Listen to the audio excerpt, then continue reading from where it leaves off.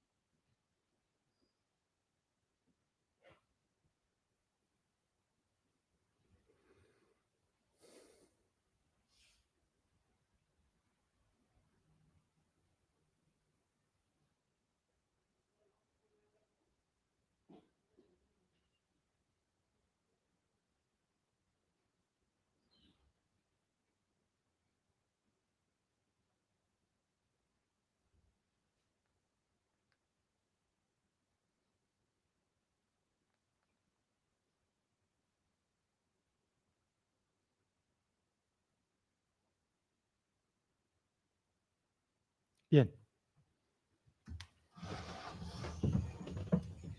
Buenas tardes de nuevo. Vamos a comenzar en la tarde de hoy la decimoprimera sesión del Foro de Odontología correspondiente a la etapa del curso del año 2024 al 2025. Son 9 sesiones, una sesión mensual de octubre a mayo, ambas incluidas. En primer lugar, voy a presentar la composición de la mesa. El doctor Altisent es el ponente coordinador académico de esta primera sesión. A vuestra izquierda, el profesor Cía, don Pedro, es el coordinador del Foro de Odontología. Y a vuestra derecha, el doctor Armando Cester, vicepresidente de la Comisión de Odontología del Colegio de Médicos de Zaragoza y jefe del Servicio Médico de Bomberos, que, como os podéis imaginar, está haciendo un gran esfuerzo por estar con nosotros esta tarde, puesto que han tenido que mandar varias dotaciones de rescate a esas comunidades tan afectadas por esta dana. Doctor Cester, desde este momento tiene el mando. Bueno, ¿ahora? ¿Sí? ¿Se oye? ¿Sí o no? Ah, bueno, pues se oye. Bueno, buenas tardes a todos los que estéis aquí presentes, los que nos siguen por online. También buenas tardes. Pues sí, una tarde un poco aciaga, pero vamos a centrar ya en nuestra bioética. Debo de presentar al ponente, a Rogelio. Si leo todo lo que es su currículum, pues nos vamos a las 9 y se acabó, ¿no? Entonces yo voy a decir algo, aparte de amigo, ¿verdad? Porque somos amigos de hace muchos años, de haber estado en muchas conferencias, batallas, líos y proyectos, sobre todo proyectos. Yo creo que él es una referencia, no solo a nivel de Aragón, sino a nivel de España, de la bioética. Yo sí, desde luego, he querido aprender algo, saber algo de bioética. Si he tenido una duda, creéroslo que desde hace mucho, porque algunos ya tienen bastantes años, pues siempre se lo he preguntado a Rogelio y os puedo decir de verdad que ha sido acertadísima lo que nos ha recomendado, lo que me ha recomendado, ¿no? Paso la palabra ahora a Pedro Cía, porque la verdad que es una gozada, ¿eh? Nos introduce el coordinador de nuestro foro, nos introduce siempre el tema y os animo a que le sigamos como siempre, porque es lo que digo. Te puedo decir muchas cosas, Pedro, pero es que es una gozada oírte. Pedro, tienes la palabra. Bueno, muchas gracias. Soy coordinador a medias con el doctor La Figuera, claro está.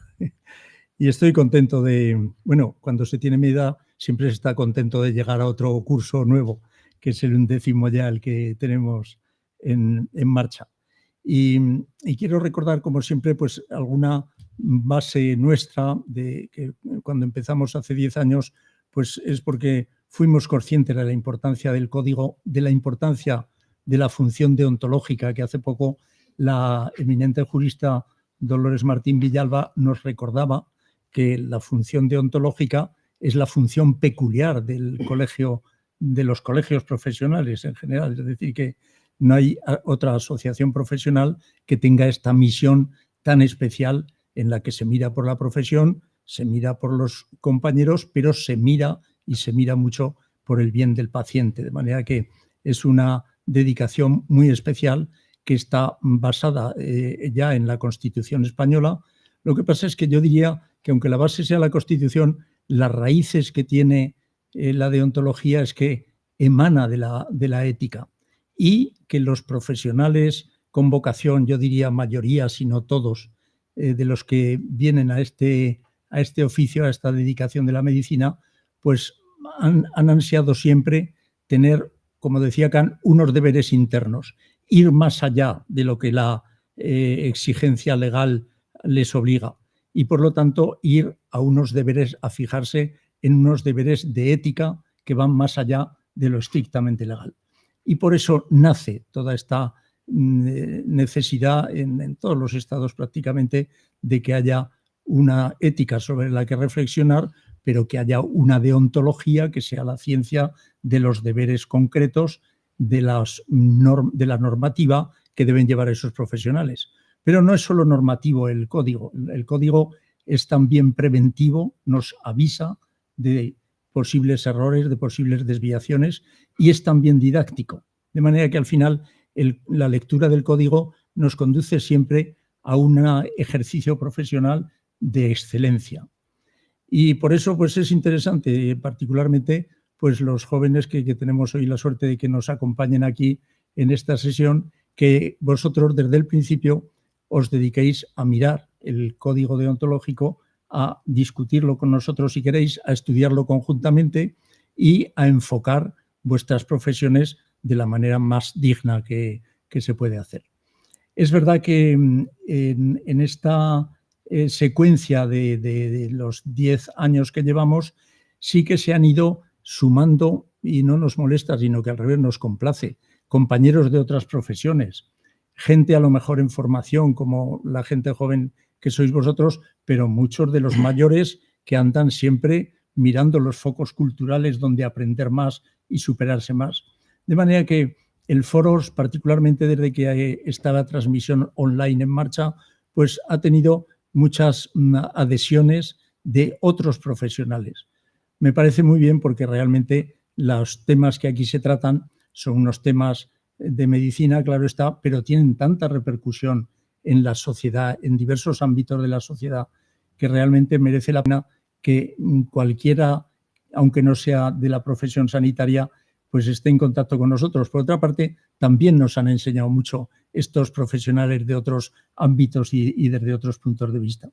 Este año, por ejemplo, pues hay unos temas, el de esta tarde ya de por sí es interesantísimo, claro está, pero luego vendrán esos temas dedicados a la problemática de los emigrantes, luego vendrá el tema dedicado tan importante en nuestra sociedad de hoy a la regulación de la actividad física y del deporte.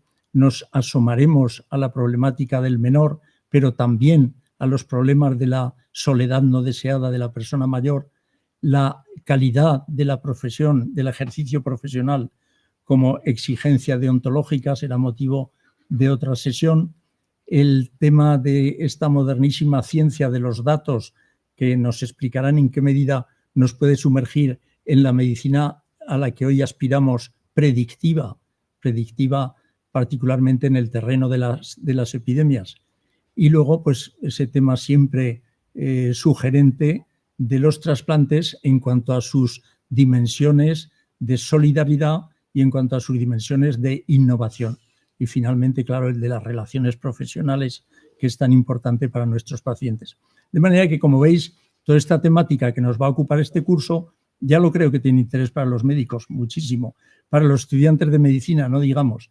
Pero para todos esos profesionales o personas que están en cualquiera de los oficios de las actividades en la sociedad, se pueden interesar y les puede hacer bien el escuchar estos temas del foro.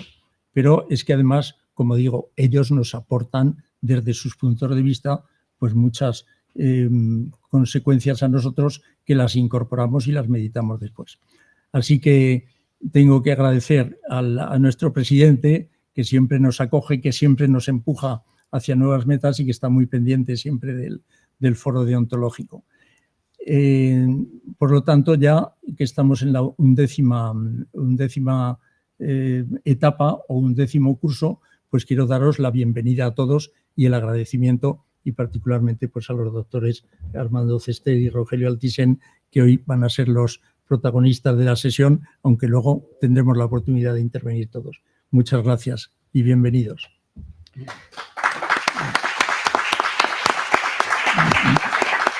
Muchas gracias al doctor Pedro Cía, como siempre, clarísimo, Pedro, y además nos has puesto en contexto cómo va a ir todo el año y cómo va a ser el desarrollo de este foro. Bueno, yo protagonista poco, voy a ser el mandón, el que va a llevar los momentos, los horarios. Antes a nuestro presidente, con esto de Valencia estoy un poco desconcertado, sí que he dicho a todos buenas tardes, pero aquí en este sitio, sobre todo a Javier, a nuestro presidente, a nuestro presi, hay que decirle gracias y bienvenido.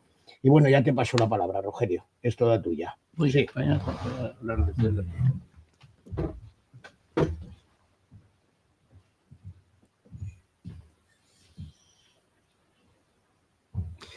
Bueno, pues buenas tardes.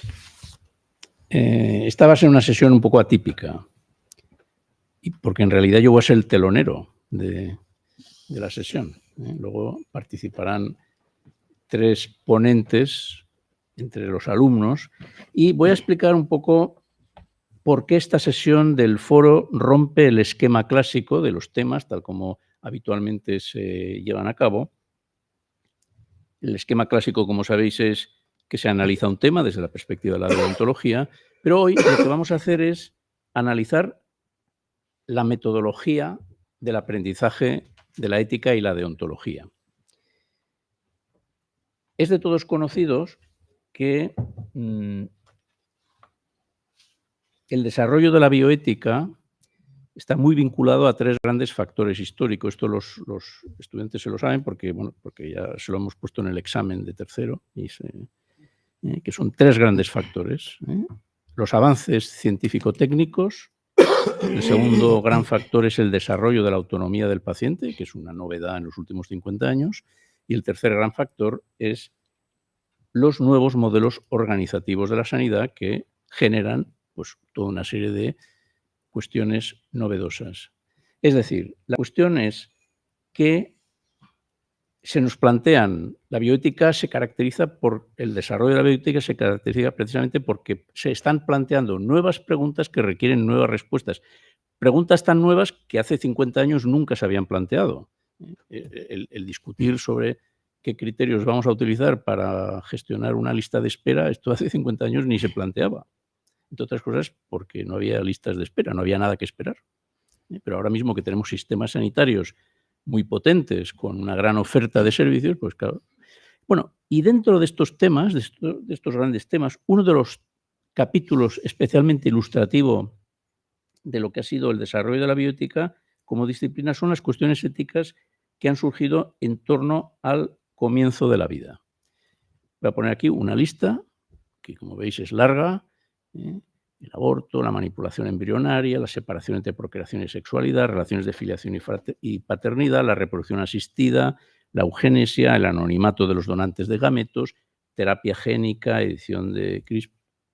Y la lista podría ser mucho más larga, hasta tal punto de que esto nos desborda el programa de bioética. O sea, nosotros no podemos dedicar a la asignatura un tema, a cada uno de estos temas una clase, porque tenemos pocas horas y las tenemos que enfocar de una forma eficiente.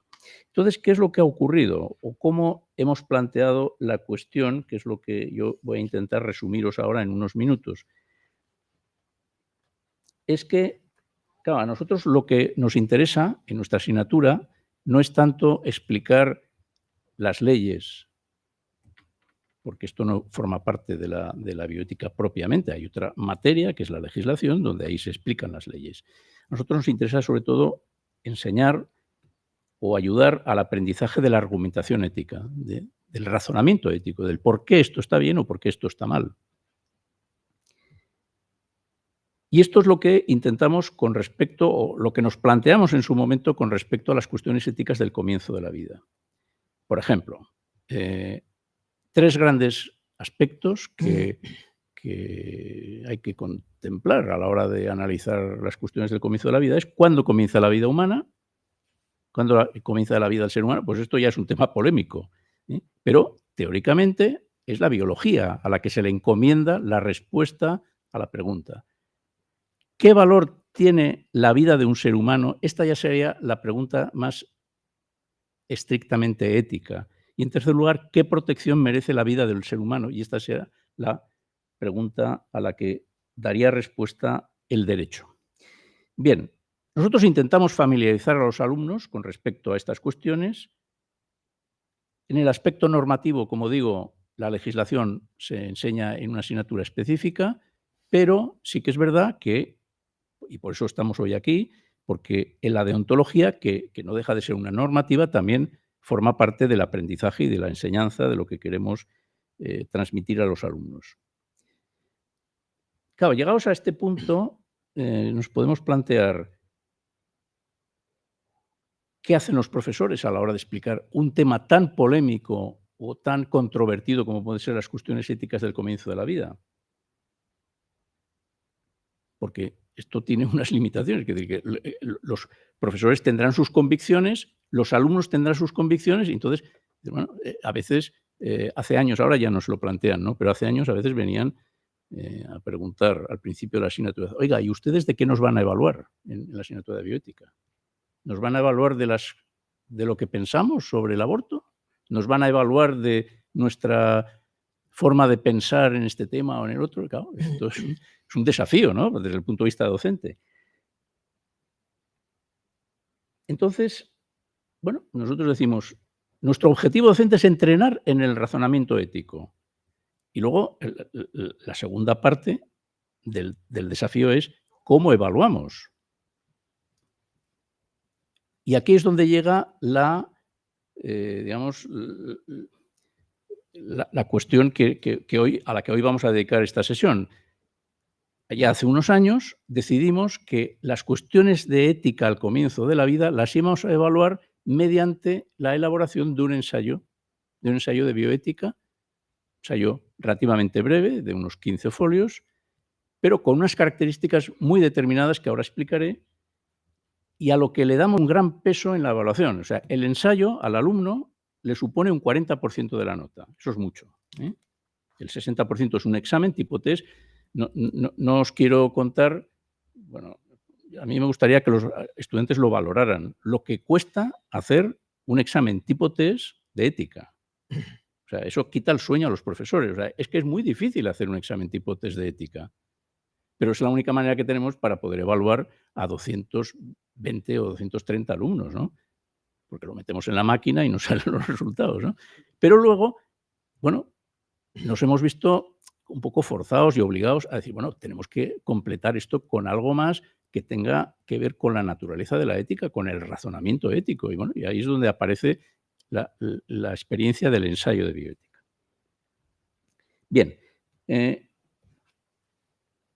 ¿qué objetivos tiene este ensayo de bioética que pedimos a los alumnos? Bueno, en primer lugar, que es un ensayo que se hace en equipo, se hace en grupos de 5, de más menos 1, somos flexibles, cuando a veces nos viene, pues, yo he descubierto al estar en la universidad que la vida es muy rica en circunstancias.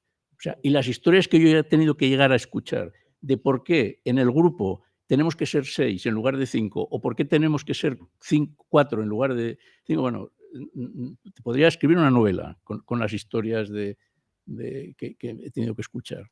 Bueno, el caso es que somos flexibles, bueno, pero para hacernos una idea, son equipos de 5. Objetivo principal es reflexionar individualmente y en grupo sobre una cuestión ética del comienzo de la vida en los que entran en juego valores enfrentados, siendo capaces de encontrar y defender, o sea, lo que les pedimos fundamentalmente a los alumnos es que identifiquen los 3 mejores argumentos a favor y los 3 mejores argumentos en contra de la cuestión que se somete a discusión. A veces pueden empezar el ensayo a partir de una noticia, a partir de un acontecimiento o de un debate determinado. Bueno, ahí hay libertad. Y luego hay un objetivo secundario que a mí me parece muy, muy interesante, que es aprender a trabajar en equipo aplicando la deliberación en grupos pequeños. Es decir, que entre los 5 alumnos que forman ese equipo, pues no van a pensar lo mismo sobre esa cuestión. probablemente haya discrepancias. Bueno, entonces les invitamos a que dentro del ensayo eso se ponga de manifiesto, que se explique cómo ha sido el debate, cómo ha sido la deliberación interna. A ver, ser capaces de trabajar conjuntamente con una distribución equitativa de tareas no es sencillo, ¿eh? Yo soy consciente, vamos, y los profesores somos conscientes de que a veces en algún equipo a lo mejor el trabajo lo acaban haciendo 2. Bueno, pues ya es cosa suya. O sea, si esos 2 permiten que los otros 3 se vayan a ver series, es un problema de distribución interna de trabajo. O sea, ellos verán, ¿no? La vida es así. Luego la vida, en los servicios, en un servicio de medicina interna, en un servicio de cirugía, también ocurre eso. Pues habrá que ver cómo se gestiona. Bueno, pues ahí lo empiezan a gestionar en el ensayo. El índice del ensayo de bioética es este, bueno, pues un título. Alguien puede decir, bueno, pues vaya descubrimiento, que tiene que tener título. Sí, porque es que el título, en una calificación de 1 a 10, el título vale 1 punto ya. Porque les pedimos que el título sea creativo, sea original, sea identificativo, les pedimos una serie de características, ¿no? Título, un índice, un preámbulo explicando el planteamiento del trabajo, la definición de conceptos y de cuestiones, y aquí viene el meollo y la parte fundamental del ensayo, que es los 3 mejores argumentos a favor y los 3 mejores en contra.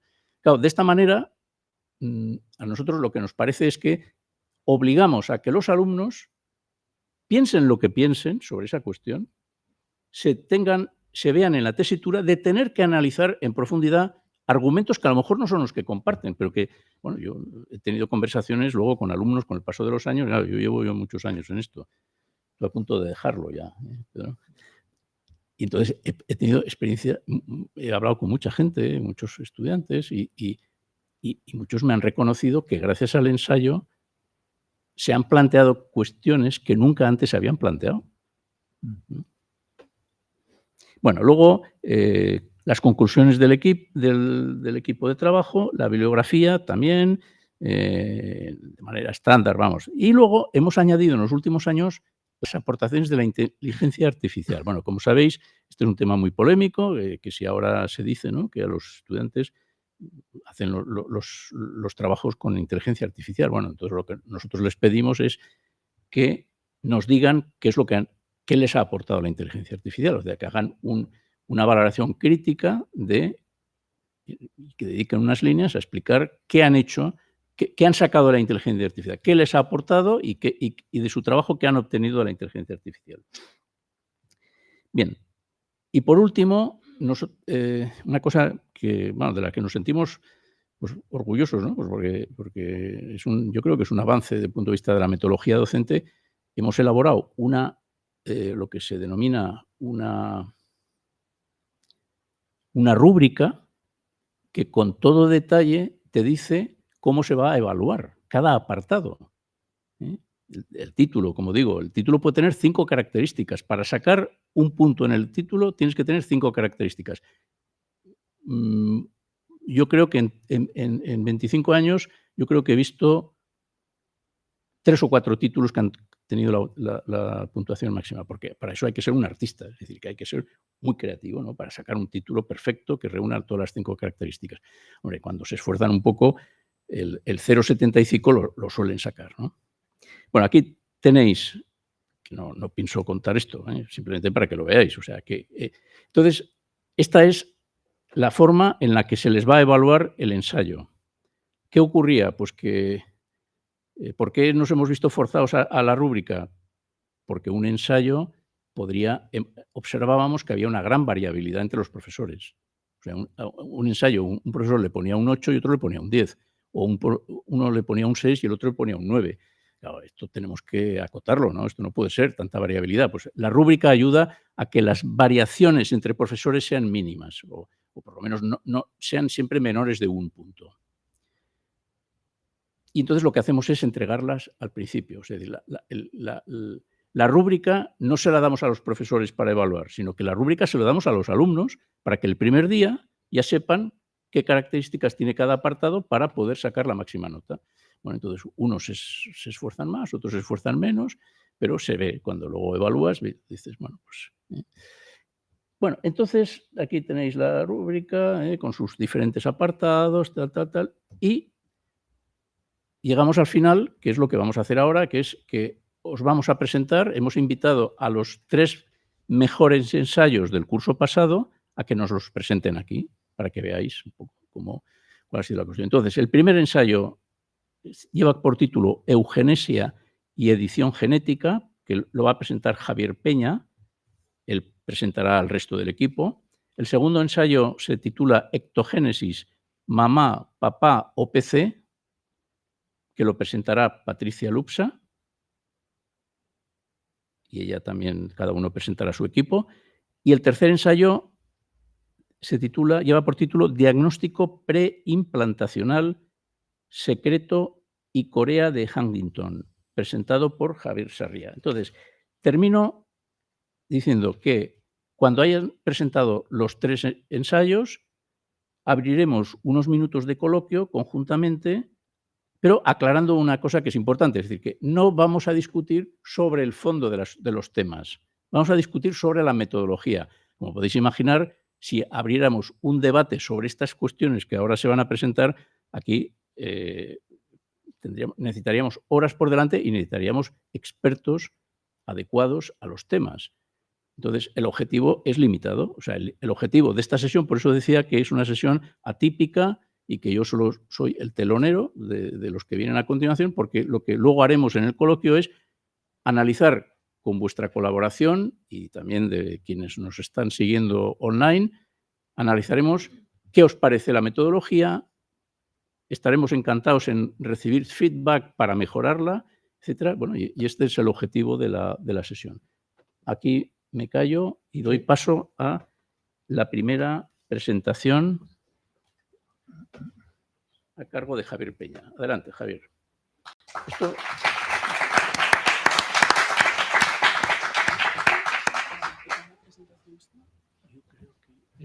¿La pones tú?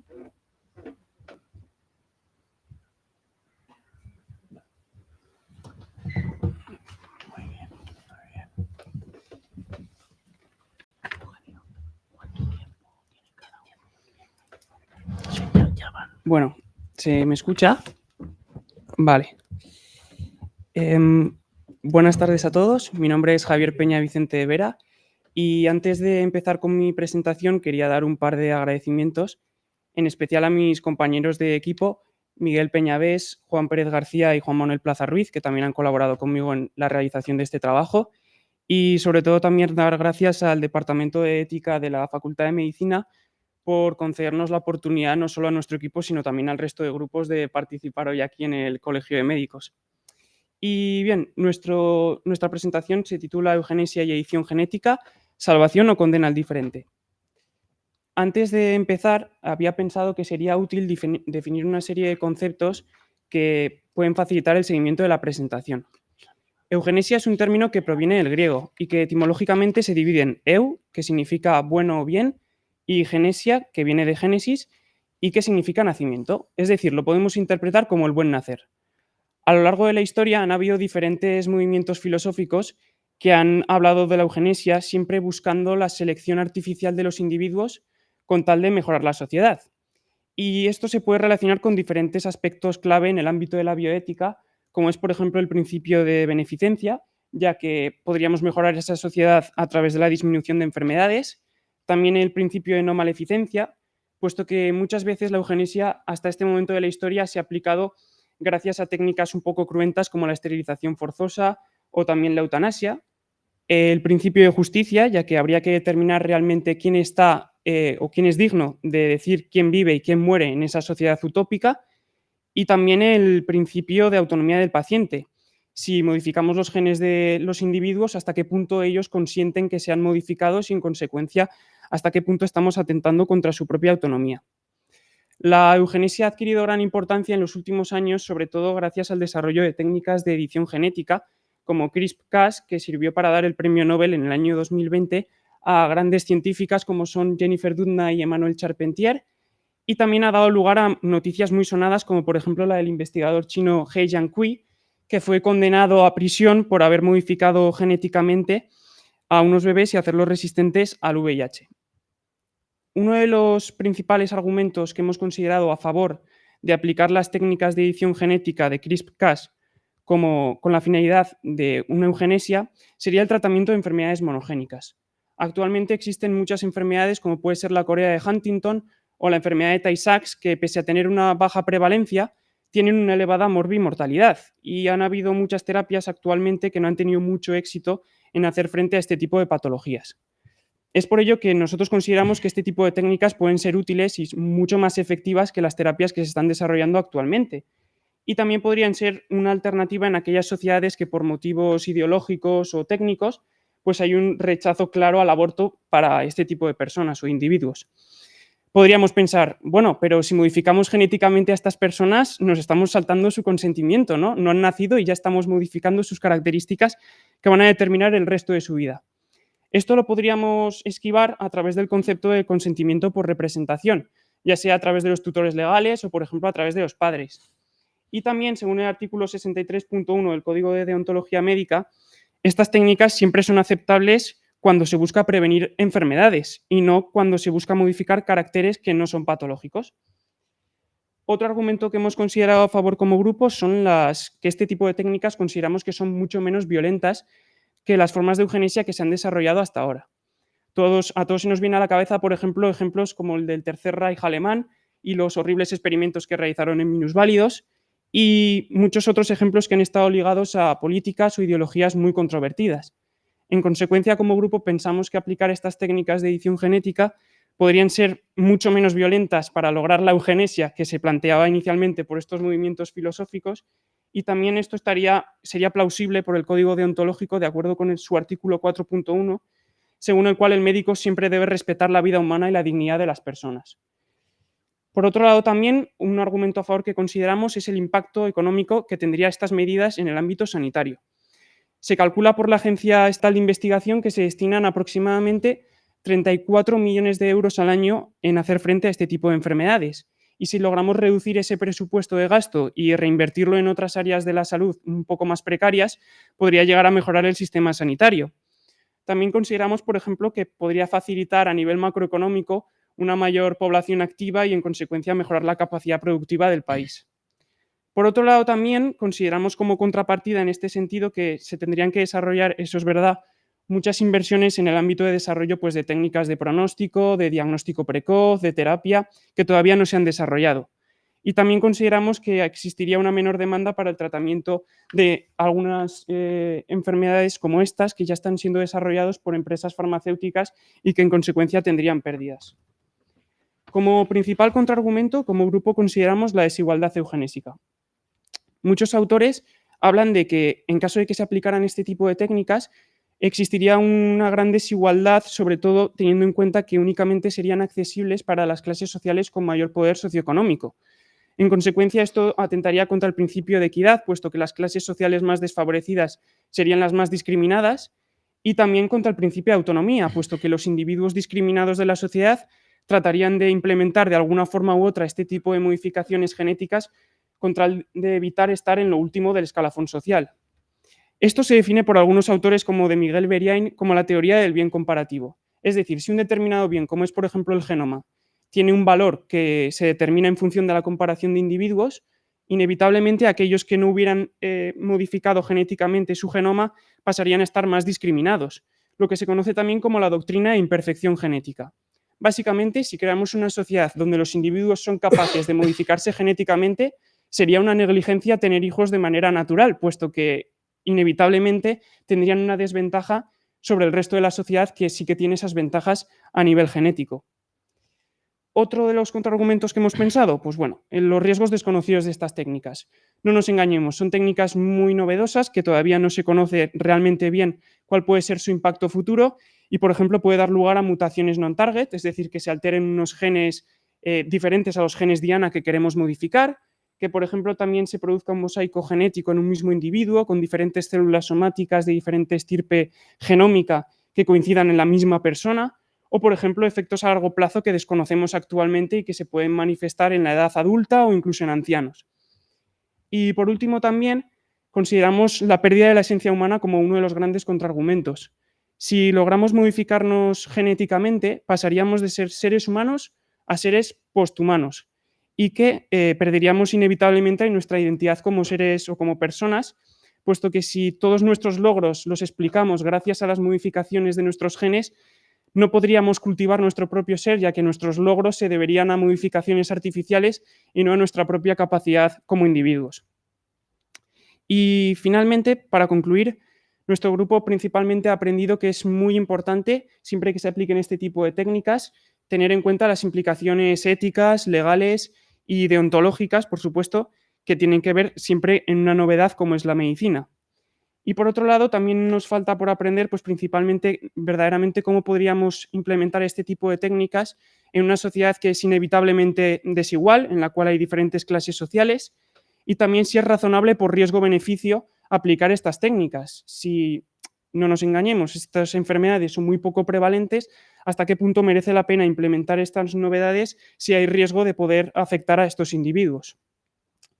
Por último, en cuanto al papel de la inteligencia artificial, pues como grupo principalmente la hemos utilizado básicamente para organizar la información, nuestros argumentos y nuestros contraargumentos. Y bueno, como datos curiosos, principalmente hablarles de la terapia Casgevy, que es una terapia aprobada por la FDA a finales del año 2023 para tratar la anemia falciforme a través de edición genética, o sea que es una novedad que ya se está aplicando. Y sí que es verdad que al principio le preguntamos a ChatGPT al respecto, pero no nos supo contestar, y ahora preparando la presentación estos días, al preguntarle sí que supo desarrollarnos pues una respuesta bastante certera sobre esta terapia, lo que demuestra que la inteligencia artificial avanza a pasos agigantados. Y por otro lado también una pregunta que nos hacemos como grupo es si la inteligencia artificial es capaz de desarrollar una opinión propia en este tipo de cuestiones éticas o deontológicas, más allá de dar opiniones neutras que no se mojan en nada, ¿no? Y finalmente, como colofón final, pues traigo una frase del filósofo británico Aldous Huxley que puede ayudarles a reflexionar acerca del tema, y es que la historia ha demostrado que la búsqueda de la perfección puede llevar a la más profunda de las imperfecciones. Así que eso ha sido todo y espero que les haya gustado.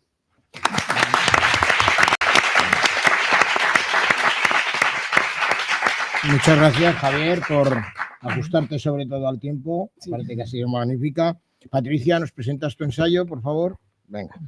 Es que lo han entrenado mucho, ¿eh? O sea...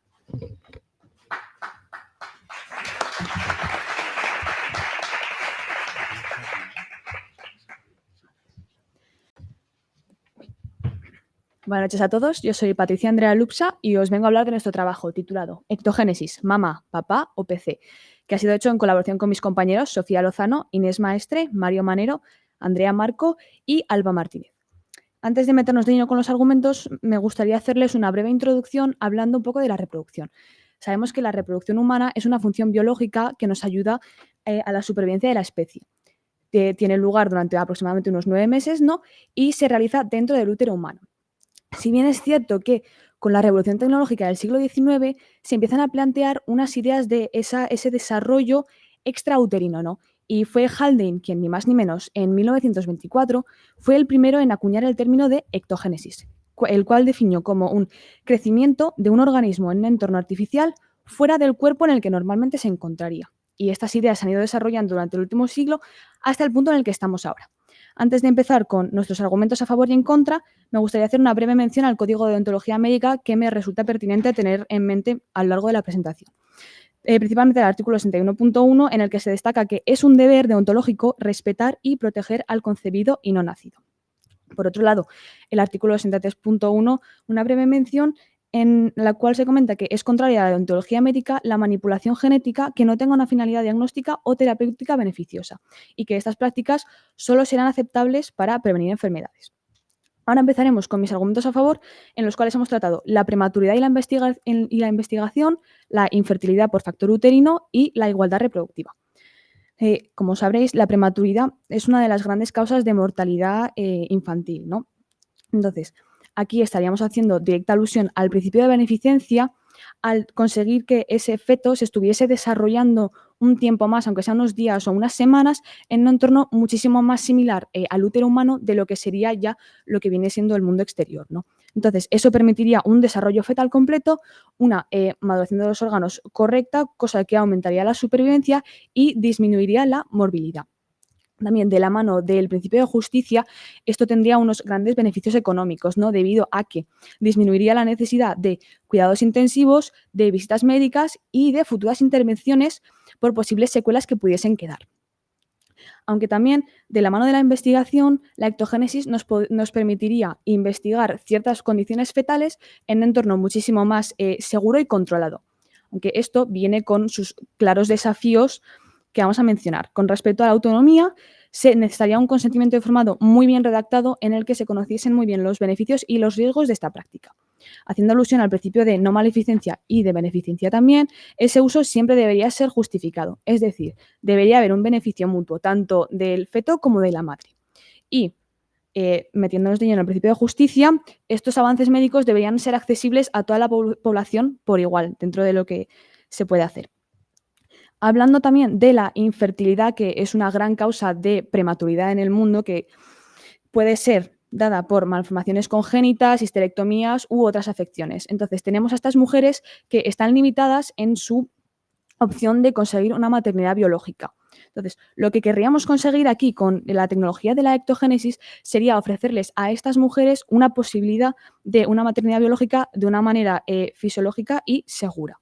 Aquí estaríamos respetando claramente el principio de beneficencia al poner sobre la mesa todas las opciones que tenemos para estas mujeres y también al dejarlas decidir lo que quieren hacer, haciendo alusión al principio de autonomía. Aunque es bien cierto que esto en sí es un gran dilema ético que no se va a resolver solo con una reflexión breve. Para el último argumento a favor, me gustaría hablarles de la igualdad reproductiva en dos vertientes, en la equidad y en la libertad, que van un poco de la mano. Respecto a la equidad entre hombres y mujeres, la ectogénesis pretendería disminuir las cargas físicas, sociales y financieras que van asociadas con el embarazo. De esta manera, poniendo en un plano más igual a los hombres y a las mujeres y a distintos grupos de mujeres, como podría ser el caso de esas mujeres deportistas que si quisiesen tener un embarazo biológico deberían parar toda su vida, ¿no? Y también se podría extrapolar a un ámbito más amplio de géneros y orientaciones sexuales, como podrían ser los hombres transexuales o homosexuales. Por otro lado, hablando un poco de la libertad, se conseguiría disminuir las cargas, restricciones y los riesgos del embarazo, permitiendo así a la familia escoger qué proyecto para tener su familia desearían, ¿no? Por ejemplo, si quisiesen evitar esos signos o síntomas un poco menos deseados, ¿no? Como serían las náuseas, el mal humor, el dolor, la depresión, etc. Ahora bien, por otro lado, en los argumentos en contra hemos destacado el impacto psicológico, el progreso en el desarrollo de la tecnología y los posibles riesgos para la madre. En cuanto al impacto psicológico, es bien sabido que es muy importante, tanto por la parte del feto como por parte de la madre. Los estímulos que recibe el feto dentro del útero son esenciales para un correcto desarrollo psicológico y emocional del niño.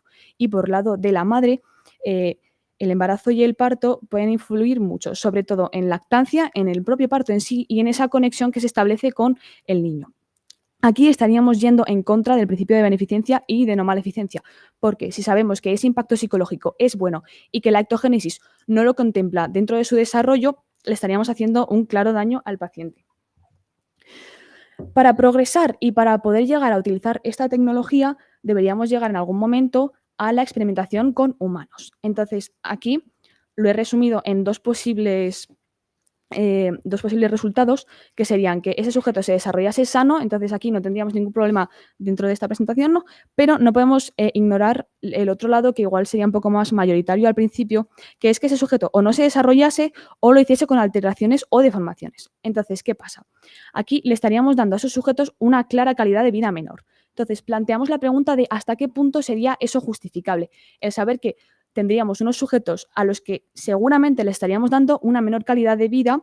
Entonces, ¿hasta qué punto eso va en contra del principio de no maleficencia, de no hacer daño a nuestro paciente intencionadamente? Luego, para hablar del último argumento, me gustaría hacer una distinción entre la ectogénesis completa y la ectogénesis parcial. La completa es aquella en la cual el embrión feto se empieza a desarrollar directamente en ese útero artificial, ¿no? Y la parcial es aquella en la cual empieza dentro de la madre y se hace un traspaso al útero artificial. Este traspaso en sí es una cuestión operativa, dado que no es para nada fácil realizarlo y se debe saber hacer, cosa que también implica un gran riesgo para la madre. Entonces, aquí estamos tentando contra el principio de no maleficencia. Todo esto genera en sí un dilema de cuándo hacer o no este traspaso, ¿no? Pero es que además se puede ver difuminado el principio de autonomía de la madre porque se puede sentir sometida o presionada a someterse a esa operación si se diese el caso de que su feto tuviese alguna condición que no fuese tratable mientras estuviese dentro de ella, por así decirlo, y tendría muchísimas mejores opciones de verse resuelto si estuviese en ese útero artificial, ¿no? Antes de pasar a nuestras conclusiones, me gustaría hacer una pequeña pincelada a la inteligencia artificial usada. Nosotros nos hemos centrado en lo que hemos pensado que más nos podría ayudar. Por ejemplo, las consideraciones éticas o las conclusiones que hemos hecho ahora no se las hemos preguntado porque se nos iba un poco, ¿no? Pero nos hemos centrado en que nos diese información y que nos buscase artículos. Lo que sí que había que hacerlo de una manera bastante clara y no dejando ningún tema muy general porque si no ya se nos perdía el hilo completamente. Para acabar, 4 conclusiones breves a las que nuestro equipo ha llegado. Primero que nada, sí que es cierto que se han hecho muchísimos avances en esta tecnología en el último siglo y que pensamos que hay muchísimas más a futuro, pero no las vemos exentas de polémica. Entonces, a cada paso que se dé, creemos que deben haber unas consideraciones éticas, ya sea un comité de ética encargado que a cada paso que dé la tecnología, la ética vaya acompañándola, ¿no? Pero siempre destacando el respeto por la dignidad humana. Es decir, no queremos que nos perdamos con quien estamos tratando. No estamos tratando con ninguna tecnología ni ninguna innovación. Seguimos al fin y al cabo tratando con personas humanas y no creemos que eso se deba perder de vista. Lanzamos una pregunta, ¿no? Y es que al fin y al cabo, sí, llevamos un siglo de desarrollo, un poquito más, pero bueno, un siglo más o menos de desarrollo de esta tecnología, pero consideramos que todavía le queda muchísimo más y que de hecho desconocemos la magnitud completa del asunto, ¿no? Pero sí que viene con promesas y desafíos tanto tecnológicos como éticos que requerirán un enfoque reflexivo y multidisciplinario. Es por eso que en nuestro grupo hemos llegado a la conclusión de que la ciencia y la ética están destinadas a ir de la mano. Muchas gracias. Muy bien, Patricia. Excelente. Bueno, qué gozada. Bueno, pues el turno le toca ahora para no perder tiempo. Javier Sarria, por favor.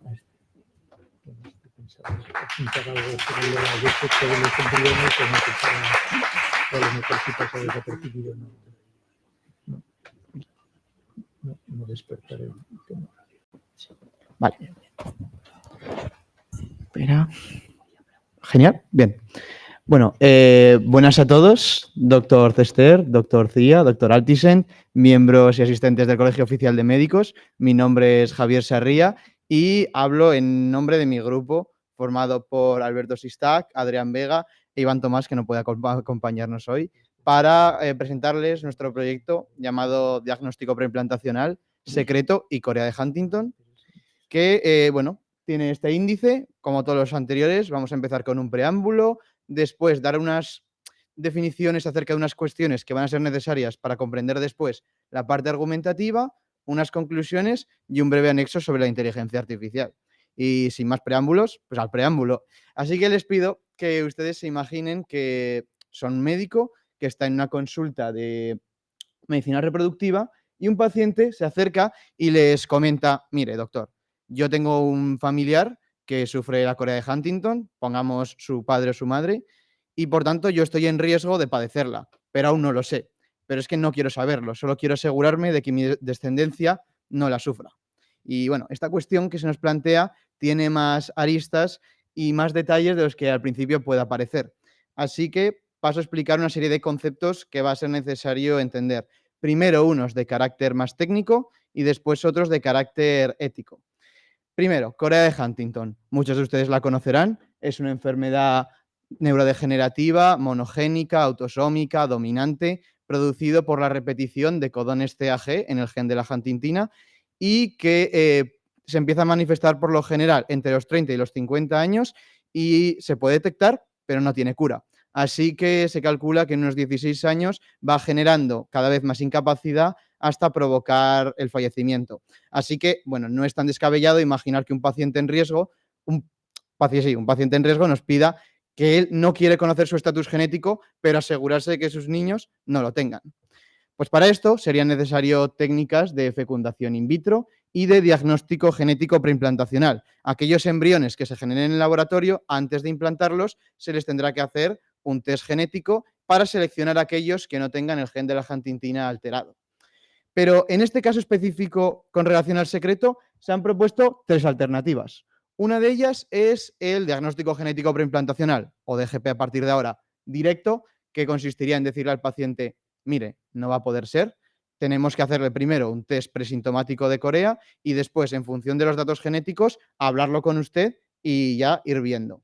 Otro sería el DGP de no revelación, que es sobre todo sobre el que vamos a argumentar en este equipo, que consistiría en hacer el test presintomático, no comunicar los resultados y llevar a cabo todo el proceso de DGP y intentando mantener el secreto del estatus genético del paciente. Y por último está el DGP de exclusión, que cambia un poco la perspectiva porque en vez de centrarse en el gen alterado de la huntingtina, lo que busca es si los embriones han heredado un alelo de aquel familiar que una vez estuvo afectado. Si es en el caso de su abuelo, la mitad de los embriones tiene un alelo de dicho abuelo, que no necesariamente es el patológico, pero todos esos, por la posibilidad de que lo sea, serán descartados. Y después, en cuanto a cuestiones éticas y deontológicas, pues el principio de autonomía, de que el paciente merece respeto si toma decisiones libres, informadas y es capaz acerca de su salud. Y en esto se fundamenta también el derecho a la no información, que nos solicite que le escudemos de un diagnóstico que él no quiere escuchar. Después, el principio de la no maleficencia, que sería pues, protegerle de aquello que sabemos que tendría un impacto negativo, como darle este diagnóstico. Y por último, la relación médico-paciente. ¿Qué decir de ella? En nuestro propio código deontológico, en el artículo 7.1, se recoge que es fundamental una relación basada en la confianza y el respeto para una correcta asistencia médica. Entonces, pues voy a argumentar primero, hacer argumentos a favor y después en contra del DGP de no revelación, que ya simplemente por ser una técnica de diagnóstico preimplantacional tiene el beneficio de que previene una enfermedad genética grave como es la Corea de Huntington. Y esto no es una actitud positiva que ve como fin al embrión, no es un capricho, le previene de una enfermedad grave, sino también es una actitud positiva hacia la sociedad, ya que disminuye la prevalencia y disminuye el impacto de enfermedades tan discapacitantes como es la Corea. Después estaría el derecho a la no información, ya mencionado, pues creemos que el DGP no revelación es una aproximación ética a la medicina porque intenta cumplir una buena asistencia con lo que nos ha solicitado el paciente. Y por último está transferencia de embriones sanos. Es un poco más complicado y para entenderlo es mejor comparar el DGP no revelación con su otra alternativa, que es el DGP de exclusión. En el DGP de exclusión estamos retirando la mitad de los embriones porque tiene un alelo con probabilidad de ser el patológico.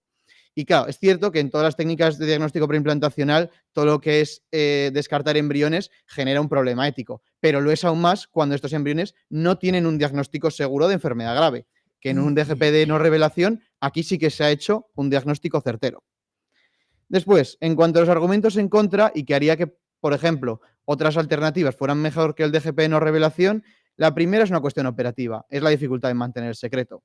Los equipos asistenciales actuales son grandes, multidisciplinares, y hay un constante flujo de información entre los distintos miembros para asegurar una correcta asistencia. Y resulta poco creíble que en todo este flujo de información nada de ello llegue al paciente.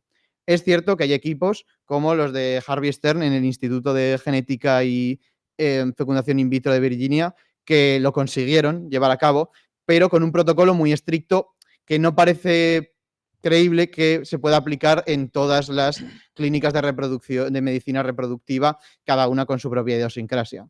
Después está la falta de información médico-paciente o, bueno, la relación médico-paciente, que hemos dicho que tiene que estar basada en la confianza, pues creemos que se desvirtúa un poco, porque el médico responsable tiene que cuidar cada palabra que dice delante del paciente porque podrá hacer que el paciente infiera su estatus genético. Pero es que no basta cada palabra. Imagínense, cada gesto y cada actuación no verbal podría hacer que el paciente empiece a presuponer, pues eso es que me ha salido esto, eso es que ha salido esto.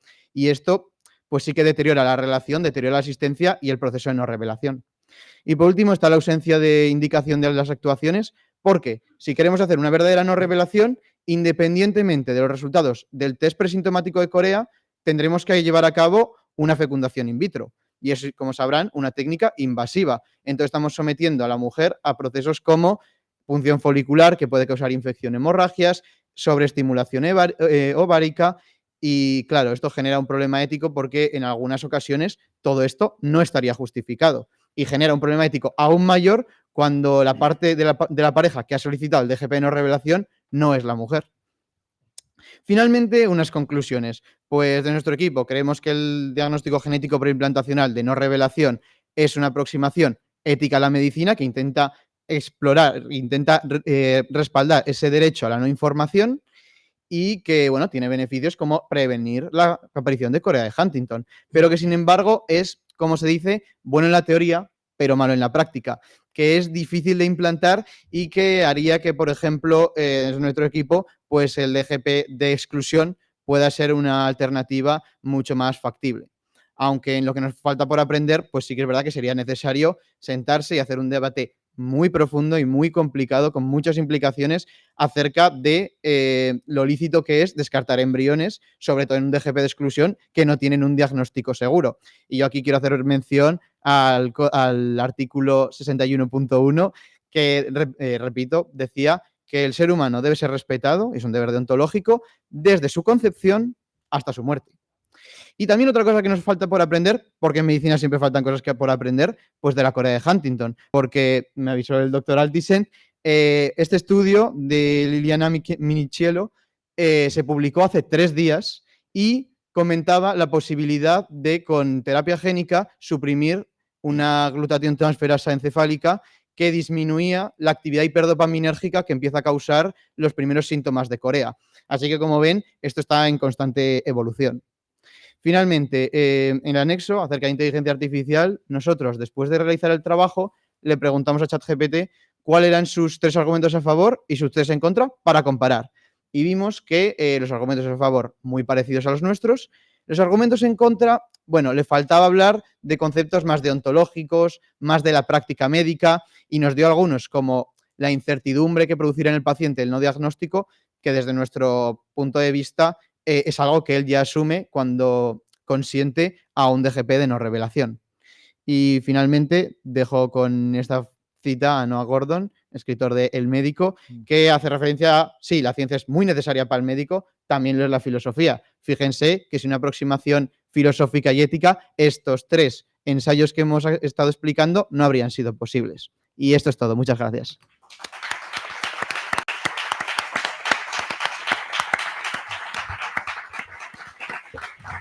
Bueno, paso la palabra porque va a sellar y va a rubricar el doctor Rogelio Altisent. No voy a decir gran cosa, simplemente que antes he olvidado decir que todos estos ensayos, como pueden imaginar, varias docenas de ensayos, se han presentado ante un tribunal de 3 médicos con expertos en ética. Aquí tenemos al doctor de la Figuera, que ha estado en todos los tribunales, o sea, que se ha pegado una panzada de verdad, Enrique, que... Muy bien. Bueno, pues esto, o sea, que no os extrañe el prodigio de puntualidad es que han clavado los 10 minutos los 3. O sea, esto no se ha visto nunca, ni en los congresos ni en ningún lado. O sea, entonces, esto es porque lo han ensayado mucho y porque esto se evaluaba también en la presentación ante el tribunal, que fueran capaces de atenerse a los 10 minutos. Nada, yo no digo nada más. Bueno, Javieres, Patricia, sois tan amables de subir al estrado. Además lo habéis merecido porque ha sido una gozada y, bueno, ahí vais en representación de los equipos que han hecho el ensayo. Bueno, enhorabuena. Bueno, sí, si quieres, sí. Poneros los 3 aquí, por si... Sí, quédate.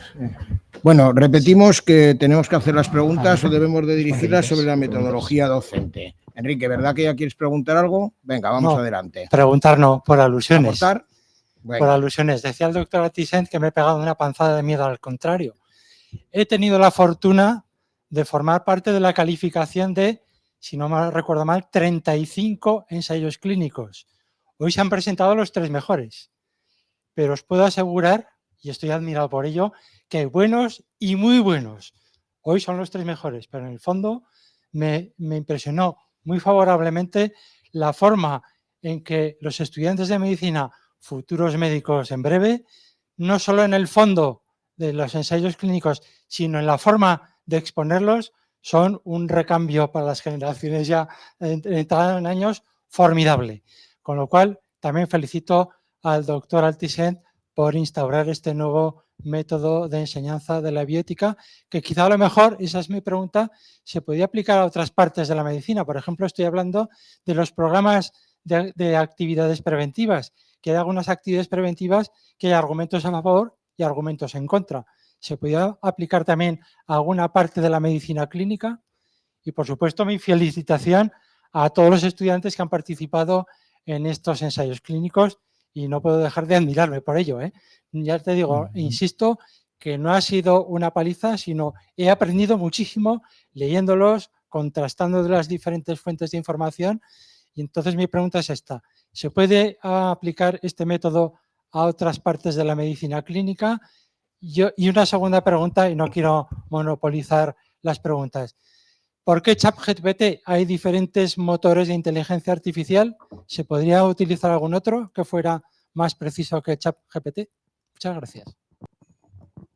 Muy brevemente, por supuesto que esa metodología de la argumentación a favor y en contra, a ver, es muy simple y muy productiva desde el punto de vista intelectual, porque tú puedes estar a lo mejor posicionado en uno de los argumentos a favor o en contra, pero te obliga a reflexionar sobre, porque además vas a ser evaluado sobre la calidad del argumento. En fin, o sea, por supuesto que creo que se puede aplicar a cualquier... sobre la inteligencia artificial, que contesten ellos, que son los que se han peleado con la inteligencia artificial. Ánimo. Sí, no, ya lo tienes. Vale. Ya puedes hablar. A ver, con respecto a la inteligencia artificial, sí que es verdad que por lo menos nosotros o en nuestro ámbito solemos utilizar ChatGPT, pero ahora recientemente creo que han incorporado actualizaciones y hay muy variadas. Si no recuerdo mal, creo que hay también una inteligencia artificial que te ayuda a buscar incluso artículos científicos de precisión de los temas que quieres preparar. Hay incluso inteligencias artificiales que son educadoras, están especializadas en educarte y puedes preguntarle acerca de temas diversos y te forman.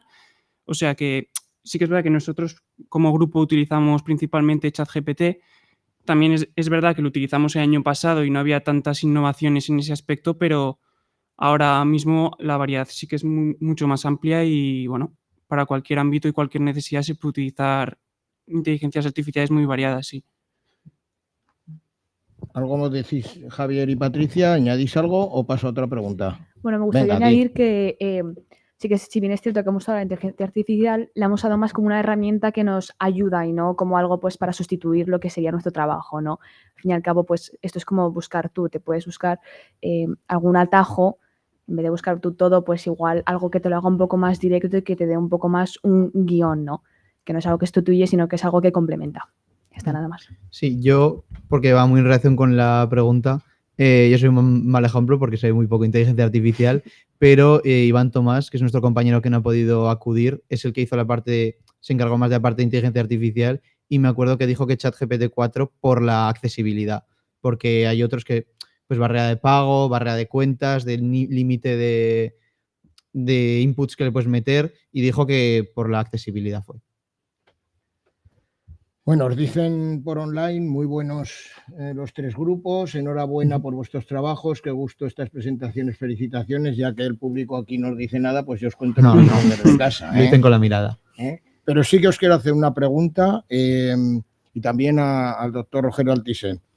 Cuando comenzasteis la asignatura, y quiero que me contestéis cada uno de vosotros, cuando comenzasteis la asignatura, ¿os esperabais un desarrollo así de esta asignatura? ¿Qué ha supuesto este tipo de metodología comparado pues con la clásica del desarrollo de otras asignaturas? ¿Ha sido un hallazgo para vosotros? ¿No pensabais que la ética y la bioética entraban así? ¿Qué? Contarme. Bueno, yo nunca me había imaginado primero que hablaría en el Colegio de Médicos y, yo tampoco, y segundo, lo que te queda. Ya. Y segundo, pues bueno, a ver, en cuanto a la metodología, sí que es verdad que nosotros, por lo menos las clases son bastante participativas, siempre se nos plantean muchos problemas éticos y por lo menos en lo que respecta al examen, pues siempre que estudies siempre lo podrás sacar bien, pero con respecto a lo demás, pues bueno, sí que es verdad que es de agradecer que este tipo de asignaturas también pues nos ayuden a expresarnos sobre todo en este tipo de ámbitos como es el Colegio de Médicos, que nos ayuden también sobre todo a utilizar las innovaciones como es la inteligencia artificial. Creo que es la primera vez en toda la carrera que se nos ha dicho expresamente que utilicemos la inteligencia artificial y que lo mostremos como trabajo, que creo que es una innovación que en el futuro va a tener mucha importancia, no solo en la medicina, sino en cualquier ámbito, y que el hecho de que se fomente pues es de agradecer. Patricia, ¿os enseña a pensar? A ver, sí, yo creo que personalmente no, igual pasa un poco más desapercibida cuando empiezas, ¿no? Porque está ahí entre otras asignaturas y sí que es cierto que es algo muy difícil de enseñar, ¿no? Pero que creo que con el examen, bueno, el examen sin más, pero sobre todo con este ensayo, ¿no? Sí que nos obligan pues a aplicarlo muchísimo más y que sí que nos obliga a pensar, ¿no? No es algo que puedas copiar y pegar, no es información que puedas coger, hacerla como la escribirías tú y ya, sino que tienes que cogerla y darle muchísimas vueltas para encontrar, pues claro, argumentos a favor y en contra, y eso la verdad que para fundamentar muy bien los principios de la bioética a la hora de aplicarlos los ha venido muy bien y yo creo que está muy bien conseguido. Javier Sarria, que te hago además el 314 porque hablan los demás y te dejamos para ti los restos. No pasa nada, me gusta cerrar. Venga, bueno, sé creativo, venga. Usted pregunta qué tal me parece este modo de enseñar la bioética y a mí me parece el correcto, porque una asignatura como ética yo creo que gana mucho haciendo ensayos y preparando argumentos. Me parece que es una forma mucho más orgánica de aprender y de mostrar lo que has aprendido que un examen. También es decir, cuesta mucho más que un examen y creo que aquí nadie que haya hecho el trabajo va a negarlo. Entonces, también tiene esa parte negativa de que si todas las asignaturas, ojalá todas las asignaturas se pudieran realizar de esta manera, cuesta mucho más y los estudiantes de medicina no tenemos tiempo para llevarlas, pero si en alguna asignatura como ética se puede hacer y además está tan bien esquematizada la rúbrica y se dan facilidades, me parece una manera muy buena de aprender, sobre todo porque empiezas la asignatura de ética sin saber cómo buscar por ejemplo, enciclopedias de ética, empiezas sin saber cómo argumentar desde un punto de vista de los 4 principios de la ética y yo creo que eso es algo que teniendo que buscar enciclopedias y buscar cómo argumentar es algo que se aprende mucho. Así que eso. Eres creativo, muy bien. Vamos a ver, ir pensando el auditorio que preguntáis. O sea que yo a Rogelio una pregunta también, esa limitación horaria, ¿no? La metodología que tenéis, esa amplitud de temas, ¿cómo lo solucionáis o qué hacéis, no? Bueno, yo hago una reflexión pensando en cuando yo estudié la carrera, la licenciatura, y con el paso de los años te das cuenta de que en la carrera no hay por qué estudiarlo todo. Es mucho más importante que te enseñen a gestionar el conocimiento, porque luego ya profundizas cuando te toca. Haces una determinada especialidad, entonces ahí te toca profundizar en una cuestión determinada. Y si tú tienes temas básicos, digamos, los ladrillos de los fundamentos, eso te ayuda luego a construir con más facilidad que yo, bueno, no sé, yo siempre me meto mucho con los traumatólogos. No sé si hay aquí algún traumatólogo, pero me vais a perdonar, pero, o sea, a mí en traumatología me enseñaron 1000 técnicas que yo en la vida voy a aplicar. Primero, porque no he hecho traumatología, y segundo, porque cuando me hubiera tocado aplicarlas, esas técnicas han cambiado. Luego te das cuenta de decir, bueno, mucho más importante que enseñarte las técnicas es que te enseñen los rudimentos, lo básico de cómo piensa un traumatólogo a la hora de buscar una técnica. Eso sí que te queda luego, de cara al futuro. Pues yo pienso que esto es aplicable a cualquier materia, y en el ámbito de la ética, pues claro, esto es un ámbito muy específico y muy peculiar, ¿no? Entonces a mí me parece que voy a decir un secreto, para mí el objetivo fundamental de la asignatura es que los alumnos se vayan con buen sabor de boca. diciendo, esto de la ética es interesante. Si consigo que los alumnos salgan con esa idea en la cabeza, creo que la asignatura ha sido un éxito. Bueno, tengo aquí online 13 quejas de traumatología, de la sociedad de ortopedia. Vamos, luego veremos lo que pasa. Bueno, ¿hay alguna pregunta? Os sigo. Yo tengo carrete, no tengo problema, porque se me han ido ocurriendo cosas. Yo a los tres os preguntaría, empezamos esta vez por Sarria, yo Venga, creo que sí, ¿no? fantástico. O empezamos por Patricia. Como quieras. Ya te he hecho temblar, ¿eh? Bueno, vamos a ver, yo me gustaría saber también cómo habéis gestionado los debates. Entendemos que el aprender a pensar también lleva el aprender al diálogo, ¿no? Me imagino que habrán sido debates encendidos, si no en la intensidad, desde luego sí en el contenido del debate, porque son cuestiones éticas muy controvertidas, en la cual entran valores, posiciones de vida, visiones creyentes, no creyentes, visiones filosóficas, todo lo que habéis marcado de alguna manera, ¿no? ¿Cómo habéis gestionado eso en los grupos cada uno? Venga, Patricia, empieza. A ver, bueno, yo por mi parte creo que ayuda bastante el hacerlo con más gente, ¿no? Ya que te pues da otras perspectivas, ¿no? Que sí que es bien cierto que las puedes leer o ver, pero el tener a alguien a tu lado que diga yo te doy la opinión contraria ayuda bastante. En nuestro caso, en el debate, ¿no? Estábamos un poco, al ser 6, estábamos un poco 3-3, mitad, más o menos, por así decirlo. Entonces, cada uno nos hemos centrado más o menos en una parte que nos interesaba más, ¿no? En un argumento o dos que haya mezclado alguna vez, pero bueno, eso, cada uno nos hemos centrado más en nuestra parte y al fin y al cabo yo creo que hemos conseguido pues plasmar bien, bueno, lo he intentado, lo que cada uno me ha transmitido, ¿no? Y ha pensado de su parte. Venga, Javier, ahora nos dejamos para el último. Pues nosotros hemos tenido una desgracia, una suerte de tema, y es que había poca información de lo nuestro. Entonces, no ha habido tanto debate como una búsqueda de oro. Entonces, en el grupo de repente alguien decía, chicos, he encontrado este artículo de no sé dónde que habla de estas cuestiones del secreto en enfermedades graves, prevenibles, monogénicas. Y entonces todos nos poníamos contentísimos y nos poníamos a hablar de él. Entonces, sí que es verdad que de debate no hemos tenido muchas posturas distintas. Ha habido, sobre todo, cooperación en eso. Javier, último. Cuéntanos. Nuestro grupo también va en la línea de lo que ha dicho Javier, que, bueno, el principal debate fue escoger el tema. Ese sí que fue un buen debate, pero al final, pues bueno, Juan, por ejemplo, pensó que hablar de la eugenesia podía ser una buena idea. Lo debatimos en el grupo, nos pareció un tema muy chulo. Y sí que es verdad que, bueno, el principal debate estaba si como resultado estábamos más a favor o en contra de aplicar estas técnicas. Ahí sí que es verdad que no hemos llegado a una conclusión verdadera porque, como he presentado previamente, hay muchos contraargumentos y argumentos a favor. Sí que es verdad que como grupo pensábamos en conjunto que el tema era muy interesante y al final, pues bueno, espero que haya gustado. Y os voy a dar los 30 segundos de oro, como hacen en los programas de las elecciones, porque estamos en tiempo y cerramos en tiempo. Han dicho que valía mucho el tema del título, ¿no? Y os costó mucho llegar a él. Eso fue mayor que el debate luego posterior de los contenidos. Y hoy sí que empezamos ya por Javier Sarria. Vale, pues bien. Lo que pasaba es que uno de los ítems que se valoraba era que fuera breve, creo que 5 palabras, y Corea de Huntington son 3. Así que eso nos limitaba bastante.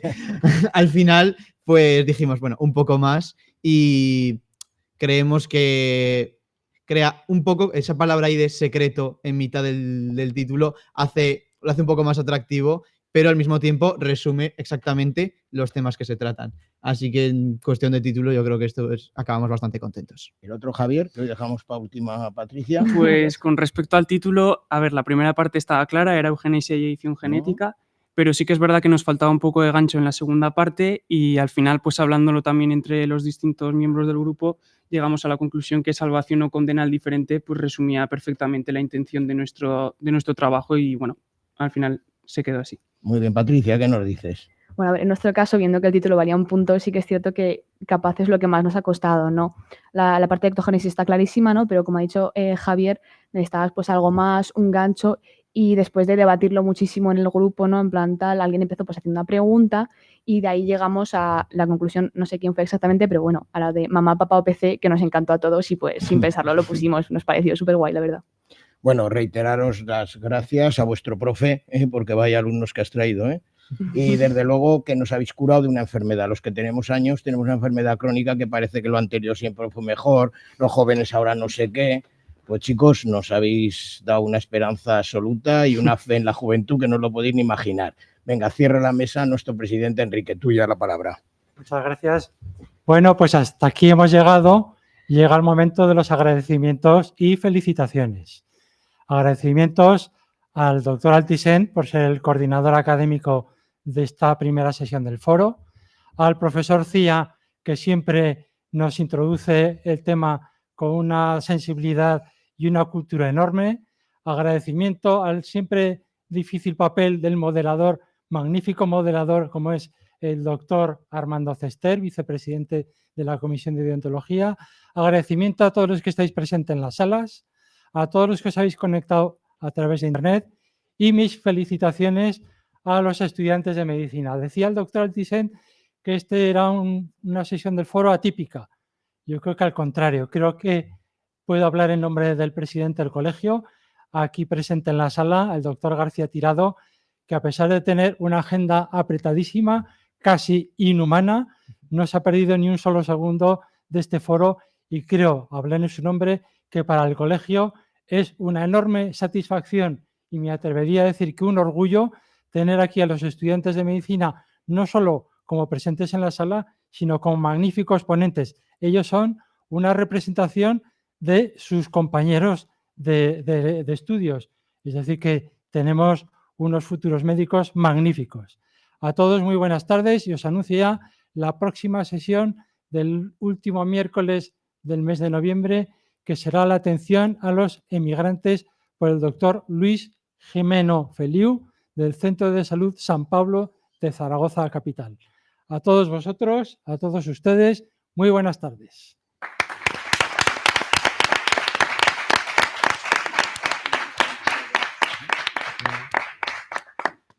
A ver, ahora el colegio les va a dar una distinción y un diploma ya fuera del programa.